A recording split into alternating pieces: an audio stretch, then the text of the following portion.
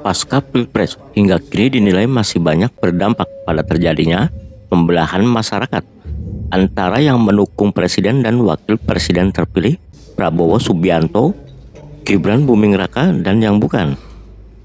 Keprihatinan terhadap pembelahan di tengah masyarakat tersebut diungkap dalam monolog bertajuk Gomboman Brayan yang dibawakan seniman senior asal Tegal, Jawa Tengah pada kegiatan sosialisasi pengawas partisipasi di Hotel Primer di Tegal, Jawa Tengah pada Minggu 6 Juli 2025. Eko Tunas bermonolog bertajuk Gomboman Brayan ini begitu represif sehingga membuat para peserta sosialisasi pengawas partisipatif yang dihadiri anggota Komisi 2 DPR RI Wahyudin Nurali menjadi berbeda dengan biasanya.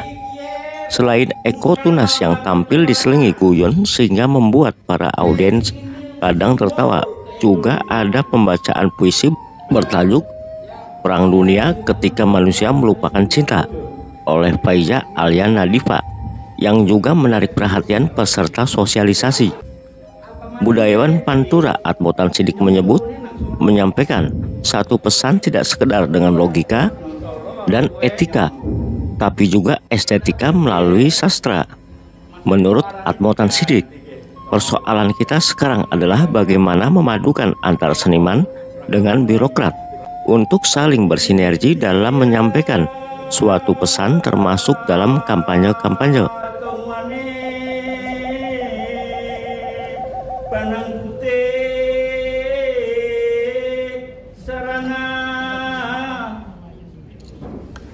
Inggo dilinggo manggo-manggo dilanggo-langgo diterjemahkan dalam bahasa Mandar.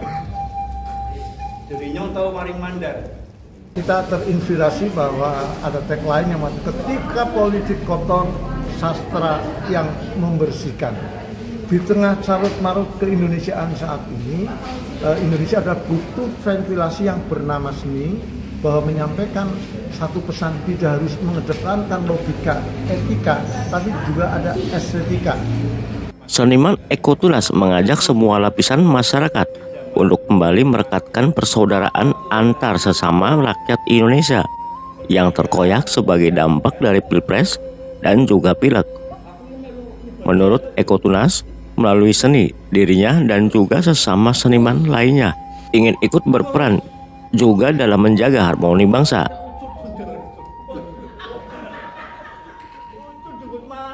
Kita semua prihatin ya terhadap perpecahan yang terjadi di negeri kita antara anak bangsa. Sebetulnya itu terutama dari para elit partai lah ya.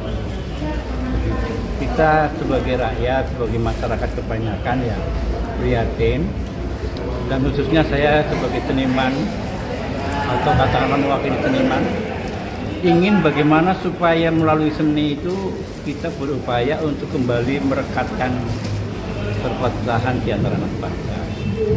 Anggota DPR RI Komisi 2 Wahyudin Nurali menuturkan keputusan MK itu memang mengejutkan, termasuk rekan-rekan di DPR RI. Keputusan MK itu hampir sama dengan pelaksanaan pemilu sebelumnya, lebih tepatnya saat pemilu 2024 lalu. Wahyudin menyebut pada pemilu 2024 rakyat memilih 5 kali, sehingga KPU RI saat itu merancang pemilu ke depan 2 kali, hampir sama dengan putusan MK, hanya basisnya yang berbeda. Wahyudin menjelaskan sebelumnya basisnya pemisahan kekuasaan antara legislatif dan eksekutif, sehingga usulannya saat itu adalah pemilu eksekutif, yakni presiden, gubernur dan bupati, wali kota, serta pemilu legislatif, yakni anggota DPR dan DPRD. Wahyudin berpandangan semua pemilu itu ideal, hanya yang perlu diperhatikan adalah agar rakyat tidak terlalu banyak memilih.